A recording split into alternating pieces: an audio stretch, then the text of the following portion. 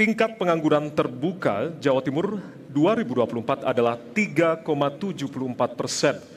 lebih rendah dibandingkan tingkat nasional. Namun, terdapat isu aktual yaitu pengangguran lulusan SMK lebih tinggi dibandingkan lulusan jenjang pendidikan lainnya. Pertanyaannya, bagaimana tanggapan paslon terhadap isu tersebut dan apa strategi untuk menekan angka pengangguran usia produktif di Jawa Timur? Sudah jelas, Bapak, waktu Anda 1,5 menit dimulai pada saat Anda berbicara. Silakan. Terima kasih. Ini yang menjadi concern bagi pasangan Lulu dan Lukman, bahwa kita punya PR besar. Ternyata SMK yang adalah sekolah vokasi, yang seharusnya lulusannya bisa langsung lulus mendapatkan pekerjaan, tetapi justru menyumbang TPT, tingkat pengangguran terbuka tertinggi di Jawa Timur. Ini miris saudara, ini yang kita tidak inginkan, ini yang kita harus benahi. Apa yang seharusnya dilakukan? Yang pertama tentu saja link and match antara dunia pendidikan dengan dunia industri. Karena itu mapping ulang sebenarnya kebutuhan industri di Jawa Timur ini seperti apa. Kalau ternyata kebutuhannya terkait otomotif, janganlah SMK-nya tata boga. Kalau ternyata kebutuhannya misalnya terkait dengan AC di dunia industri, pendidikannya jangan pula ngurusin makanan, misalnya begitu. Tetapi pada intinya adalah, kata kuncinya adalah pembenahan terhadap SMK ini adalah kuncinya link and match antara dunia pendidikan dengan dunia industri. Ini harus kita benahi. Kenapa? Karena kalau kita tidak sungguh-sungguh membenahi ini, maka jangan salahkan jika suatu hari bonus demografi ini akan menjadi bencana demografi. Karena itu harus dikoreksi, harus diubah agar ke depan kepemimpinan lebih baik dan lebih maju. Terima kasih. Masih ada waktu? Ada yang tambahkan, Bapak? Cukup? Baik. Ya. Oke. Baik, mohon tenang terlebih dahulu, Ibu Bapak. Terima kasih. Ya. Selanjutnya kita akan beri kesempatan kepada calon wakil gubernur nomor urut 3 untuk menanggapi cawagup dari nomor urut 1 dan waktu Anda 1 menit dimulai dari sekarang. Ya, memang permasalahan tenaga kerja dan sekolah menjadi problem utama, terutama kami sebagai akademisi, sebagai wakil rektor di Unibdu, sangat merasakan itu. Nah, problemnya adalah memang sekarang ini yang kita hadapi adalah mulai bergesernya dari padat karya ke padat modal, sehingga jumlah keterserapan tenaga kerja itu pasti akan berkurang. Salah satu solusinya adalah penambahan materi dalam SMK itu menjadi materi entrepreneurship, materi wirausaha, sehingga kita tidak menghasilkan tenaga vokasi, tapi sebagai tenaga yang memang ahli dan juga bisa membuka lapangan kerja sendiri.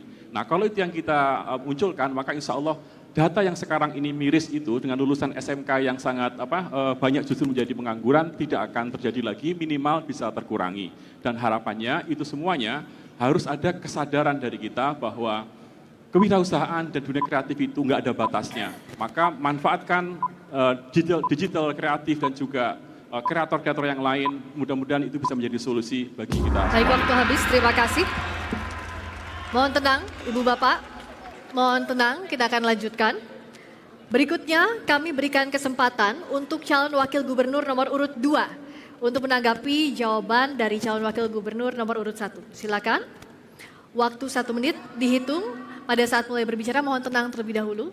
Baik, terima kasih. Silakan.